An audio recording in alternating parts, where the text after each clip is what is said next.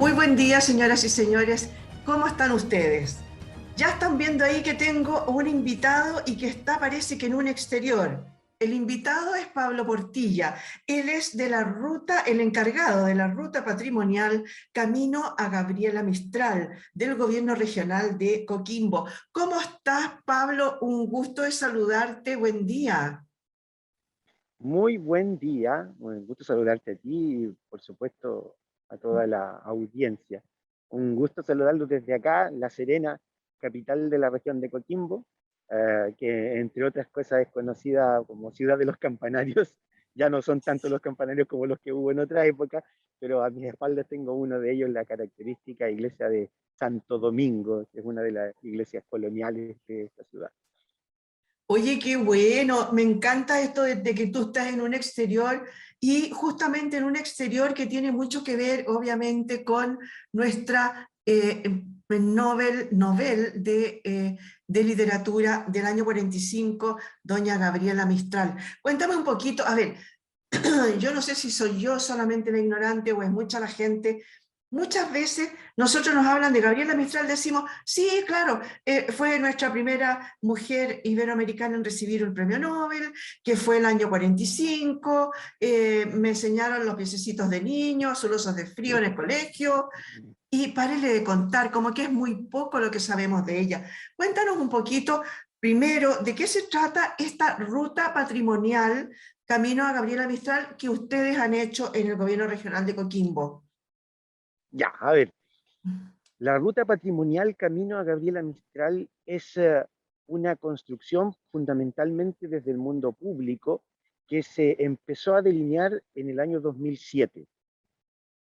Eh, y el año 2007 no es una casualidad porque ah, eh, en esa época hubo mucha efervescencia en Chile, al menos en lo que es el ámbito de la cultura, en todo el país, por cuanto ya desde el año anterior y hasta ese año que menciono, 2007, se, eh, se tenía que definir cuál iba a ser el destino final de los objetos y documentos que Gabriela Mistral dejó en Estados Unidos. Hay que recordar que Gabriela Mistral vivió en Estados Unidos los últimos 6 años de su vida de manera continua, eh, y particularmente en una casa ubicada en un suburbio de Nueva York. Eh, y en esa casa que ella compartía con Doris Dana, quedaron entonces muchísimos, muy abundante información en documentos, cartas, manuscritos de poemas que nunca llegó a publicar, y también muchos objetos de la vida común y personal. Y todo eso, durante aquel año, la heredera de la albacea de Gabriela Mistral, que se llama actualmente, sigue viva, Doris Atkinson, una ciudadana de Estados Unidos, eh, planteó que ella quería decidir sacar todas esas cosas desde esa casa en donde habían estado guardadas por medio siglo y entregarlas a alguna institución que se hiciera cargo de eso, porque le parecía un patrimonio relevante para la humanidad. Así que el gobierno nacional de aquel entonces se jugó por obtener que la heredera de la albacea le donara al Estado chileno toda esa riqueza.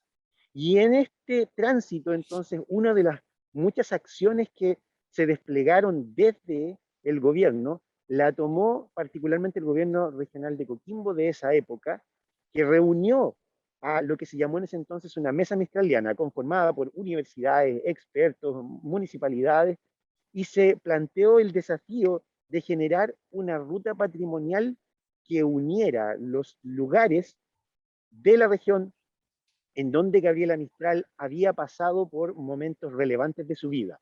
Hay que recordar que Gabriela Mistral nació un 7 de abril de 1889 en la ciudad de Vicuña, que se crió en un pueblito mucho más pequeño que se llama Montegrande, que además pasó periodos importantes de su adolescencia, de su juventud en La Serena y en Coquimbo, y por tanto nosotros tenemos muchos sitios, casas, espacios públicos, liceos, construcciones de distinto tipo, que tienen alguna vinculación histórica y documentada con la vida y la obra de Gabriela Mistral. De modo que lo que se planteó en ese entonces fue identificar esos puntos y poder constituir a partir de ellos una ruta patrimonial. La herencia que tenemos de ese esfuerzo fundacional es la ruta patrimonial Camino a Gabriela Mistral, que hoy en día está conformado por 10 puntos, ¿ya? Que están distribuidos en estas 4 comunas que mencionaba hace un momento: Coquimbo, La Serena, Vicuña y Paihuano, en donde está Monte Grande. Y con ellos desarrollamos acciones de gestión cultural, acciones educacionales y también acciones de fomento al turismo, a la visitación, entendiendo lo que son un patrimonio interesante de conocer para los chilenos, precisamente para ir derribando esa frontera que tú misma me estabas diciendo, el tener un personaje tan rico como Gabriela Mistral, reconocido en el mundo, y sin embargo conocer tan poco de ella siendo nosotros chilenos.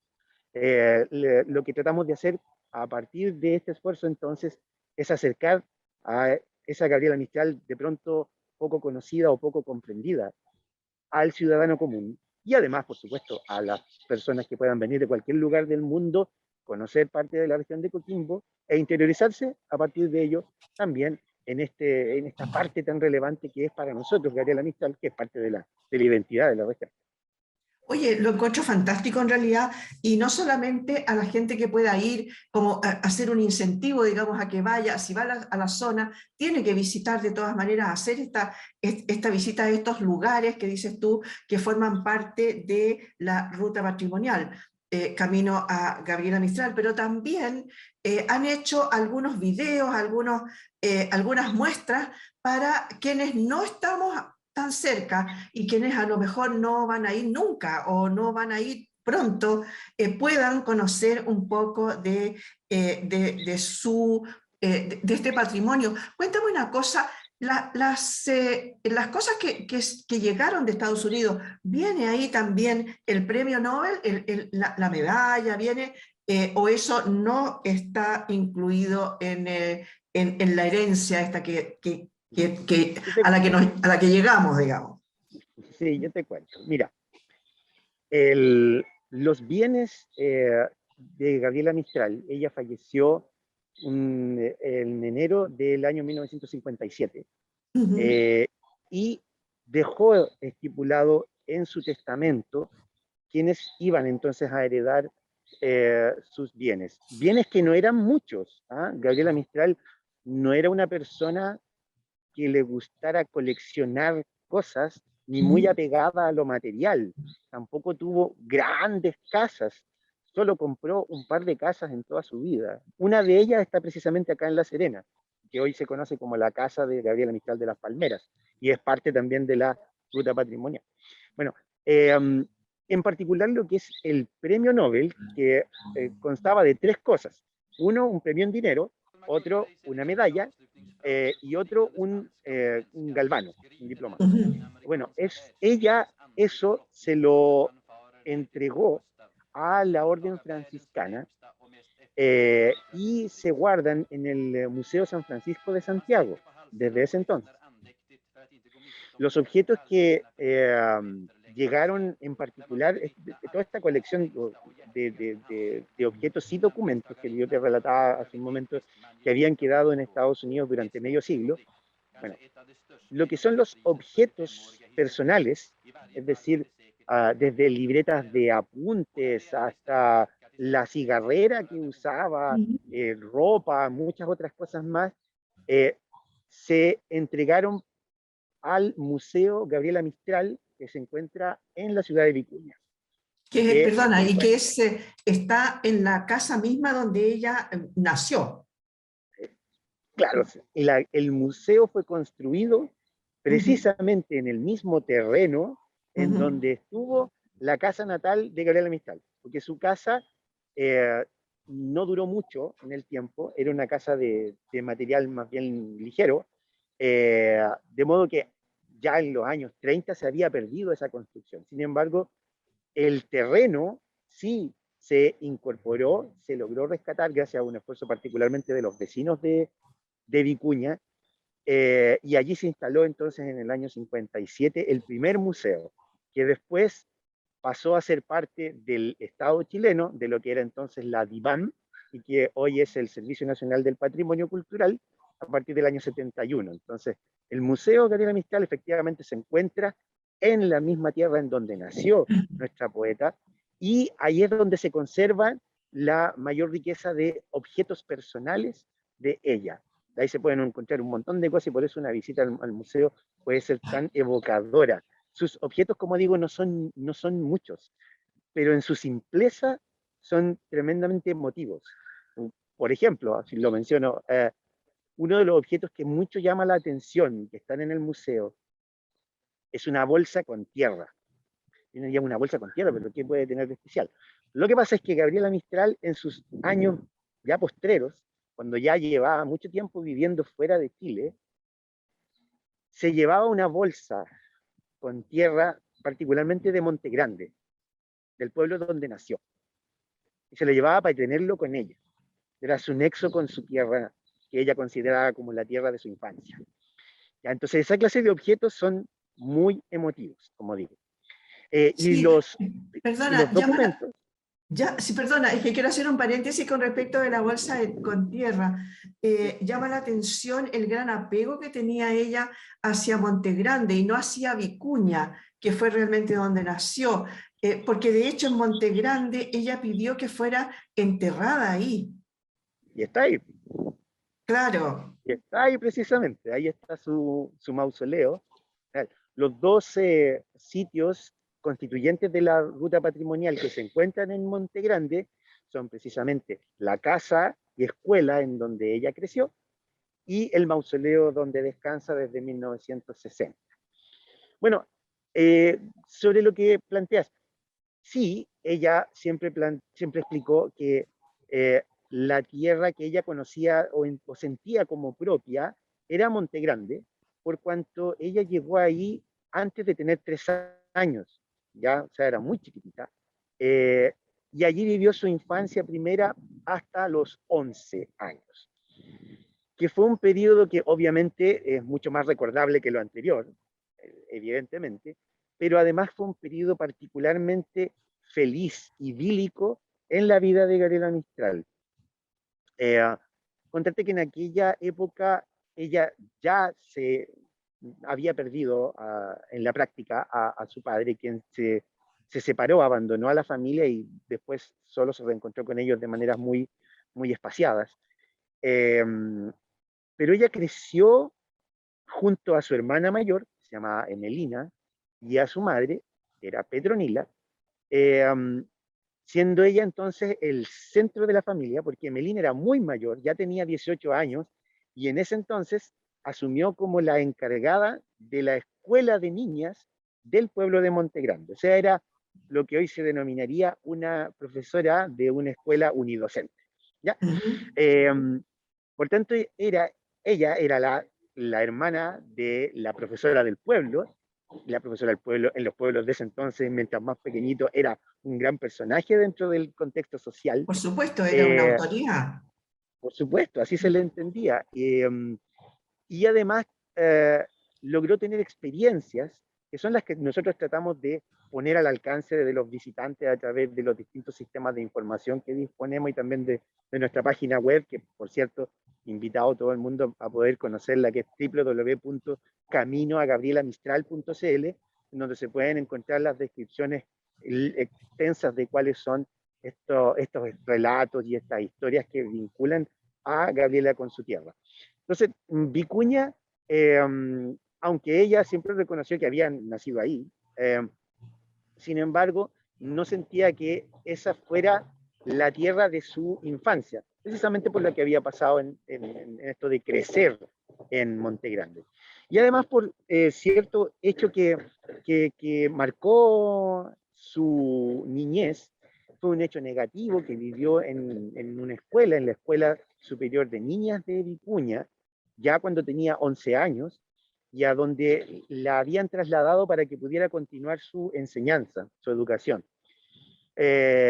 Ahí sufrió lo que hoy denominaríamos un episodio de bullying, Básicamente fue acusada justamente de haberse robado algunos materiales de la escuela, y fue maltratada por sus compañeras y también, según lo que ella misma relató muchas veces, por la maestra, por la directora de la escuela.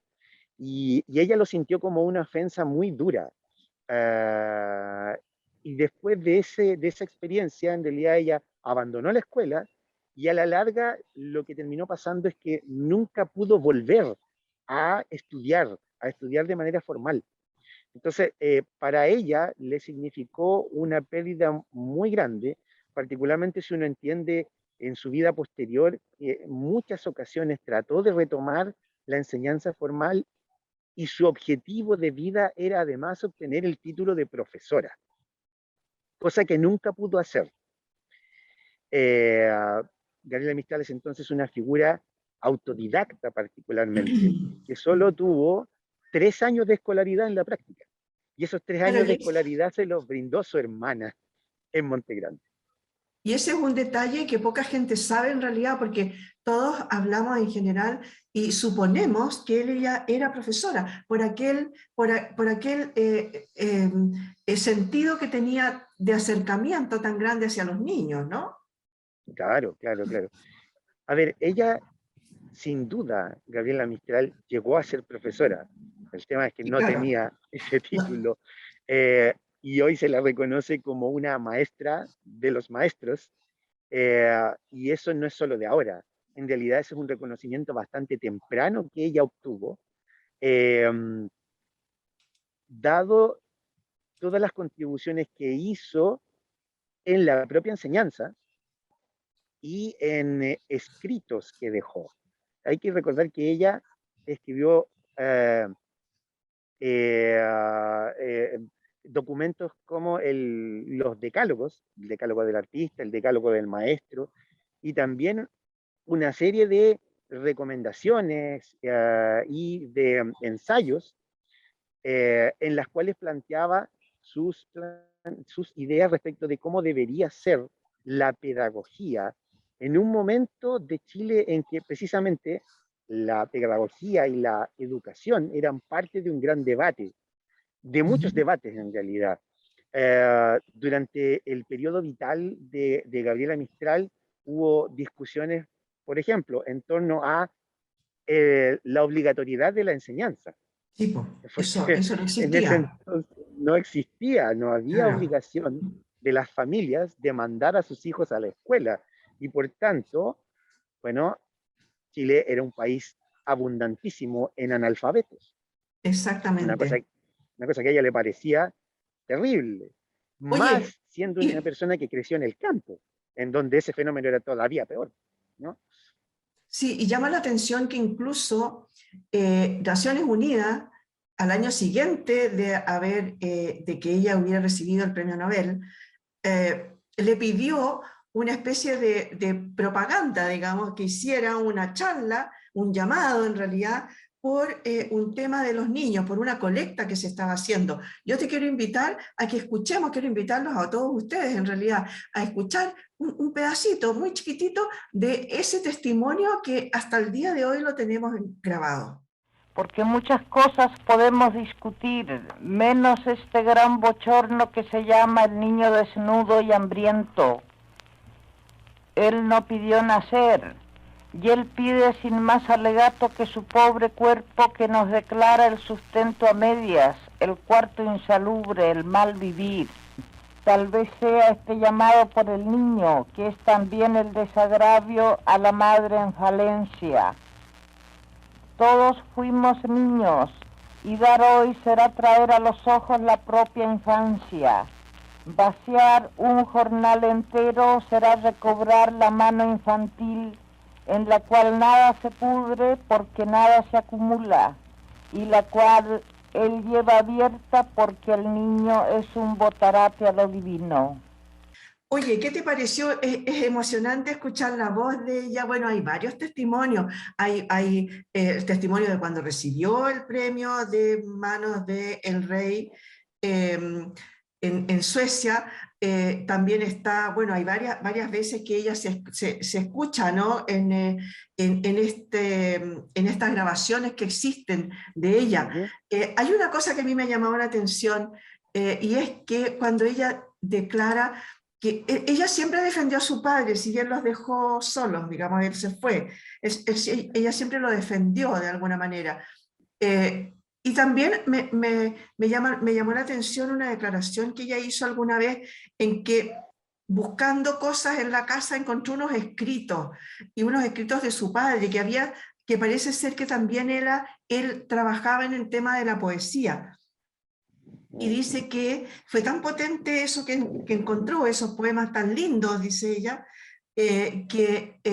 ahí despertó su amor a la poesía.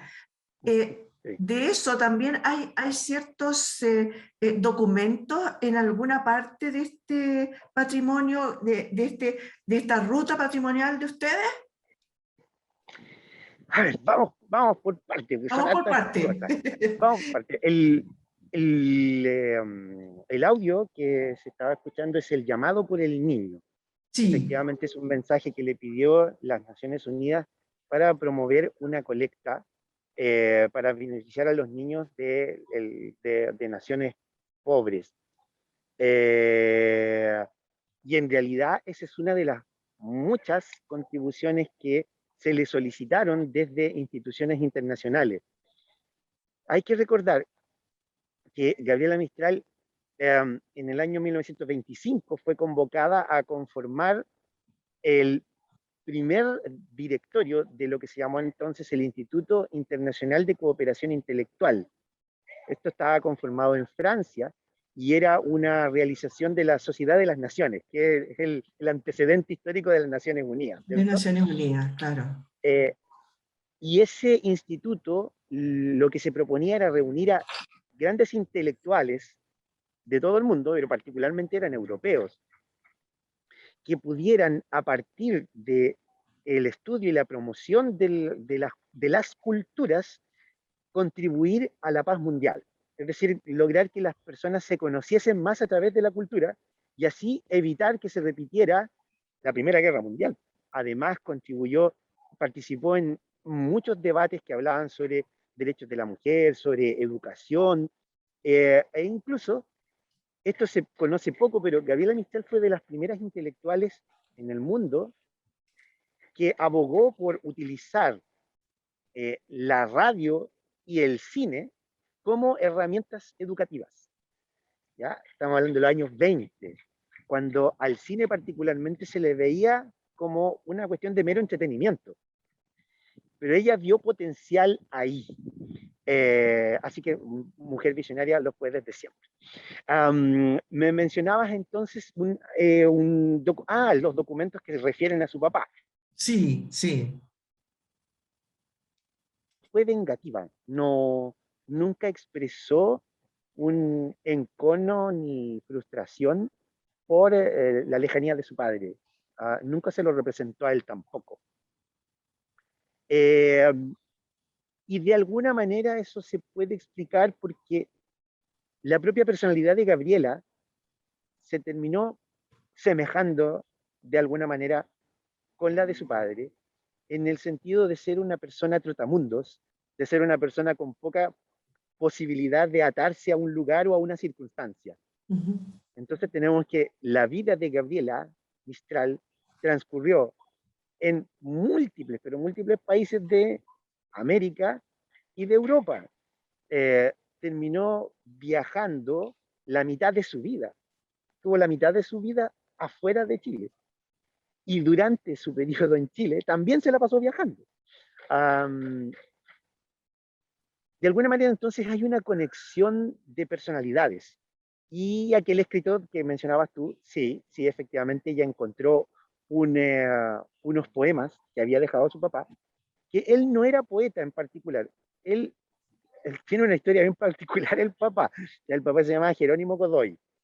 Y este caballero tenía una mamá muy religiosa y había sido inscrito en el seminario, ¿ya? En un seminario para ser cura. Y estando en La Serena, él renunció, se fue del seminario y se tuvo que buscar trabajo y encontró trabajo como profesor.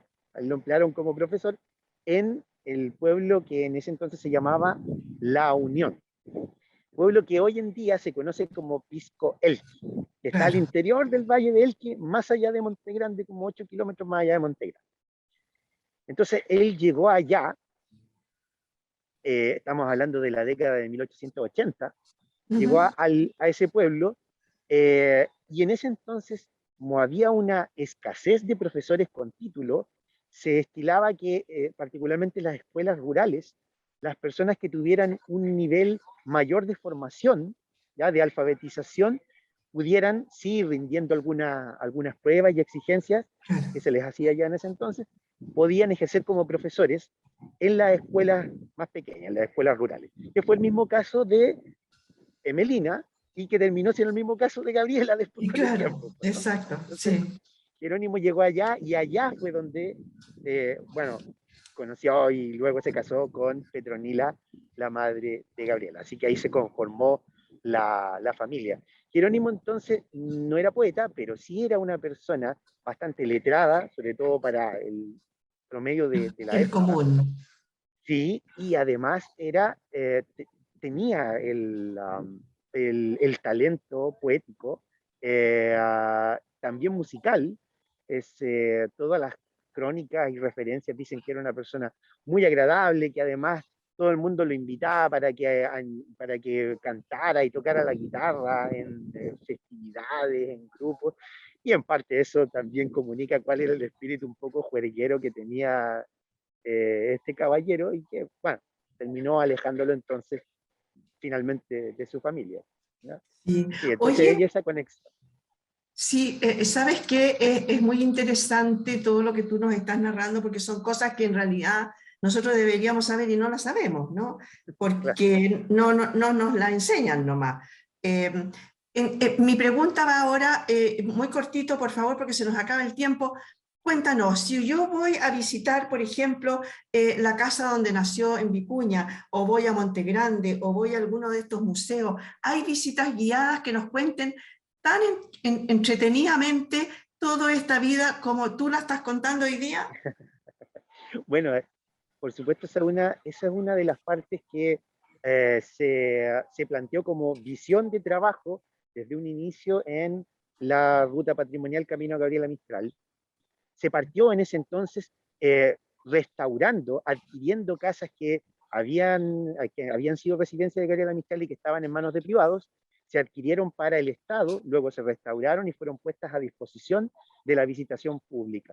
Efectivamente, estos sitios, que pueden ser conocidos en nuestra página web, están abiertos a la visitación, cada uno sí, con sus reglas, sus horarios, sus disponibilidades, particularmente en este tiempo en que estamos saliendo de la Sí, pandemia, afortunadamente saliendo, y que se están volviendo a poner a disposición los sitios de la ruta para la visitación abierta, cosa que hasta hace algunos meses no se podía por tema de los protocolos sanitarios, ¿no? claro, Pero sí es claro. posible ir al Museo de Vicuña, recibir una atención personalizada, conocer cuáles son esos objetos históricos que quedan de ella, ir a la casa de Gabriela Mistral de las Palmeras de La Serena, en donde ella residió en 1925, conocer una ambientación de época y además conocer ahí algo que hemos desarrollado recientemente, que son información amplia en disposiciones de QR. Ahí puede conocer su carrera en el mundo y conocer además cuáles fueron todos los viajes que hizo en su vida, todos los viajes que hizo a partir de 1922 en adelante hacia el extranjero. Toda esa información está condensada ahí en unos parantes muy entretenidos de conocer. También es posible conocerlo a través de un recorrido auditivo que está disponible para los visitantes. También los sitios Perfecto. de Montegrande es posible conocerlos. En este minuto están abiertos a la visitación.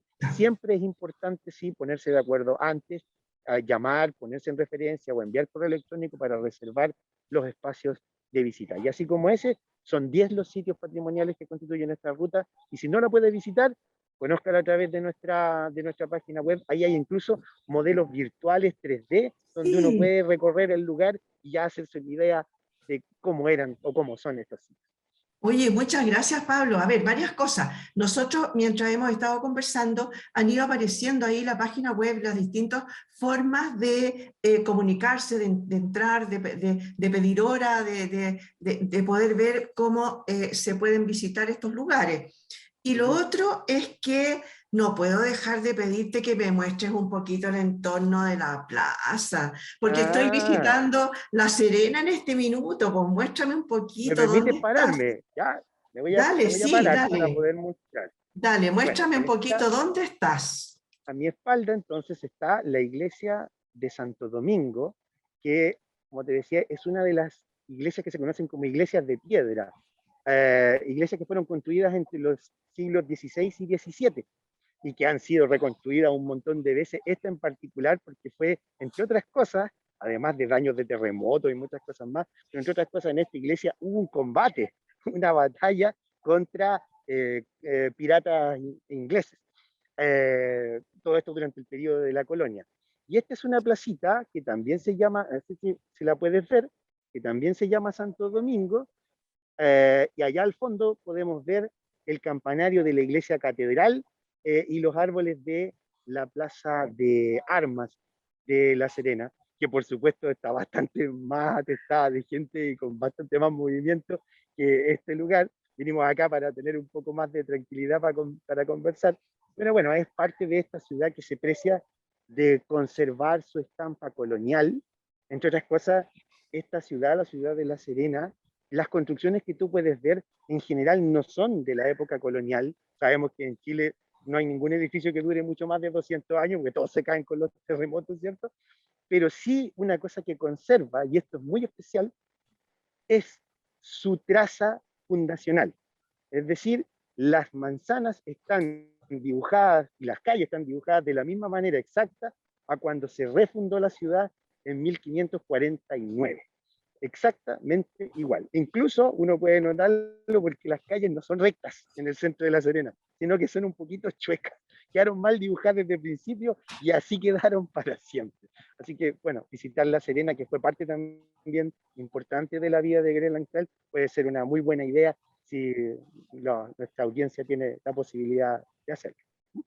Oye, muchas gracias, Pablo.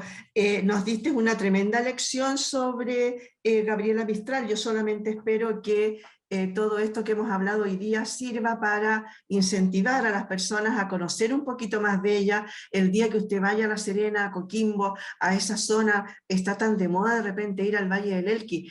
O sea, Sí, ir a visitar alguno de esos lugares. De todas maneras, hay que conocer un poco más de nuestra primera mujer iberoamericana en recibir el Premio Nobel de Literatura, como es Gabriela Mistral. Muchas Gabriela gracias, Mistral. Pablo, por haber estado hoy día con nosotros. No, muchas gracias a ustedes, gracias por el interés en conocer esta ruta patrimonial y subrayar que además no solo fue la primera mujer, el primer escritor latinoamericano en general, fuese hombre, fuese mujer, fue Gabriela Mistral en recibir el Premio Nobel de Literatura. Es una gracia tremenda y además fue el primer Premio Nobel de Literatura posterior a la Segunda Guerra Mundial, cuando se había suspendido durante ya 4 años la entrega de los Nobel, precisamente por la guerra. Y se lo dieron por algo que tenía que ver con ese momento crítico que vivió la humanidad en una persona que venía de América y que traía un mensaje de paz y de los humanos, entre otras cosas. Muchas gracias una vez más, Pablo. Conversamos hoy día con don Pablo Portilla. Él es el encargado de la ruta patrimonial Camino a Gabriela Mistral del Gobierno Regional de Coquimbo. Muchas gracias, señoras y señores, por haber estado hoy día con nosotros. Espero que estén todos súper bien. Nos volvemos a ver en otro capítulo de En tiempos de coronavirus.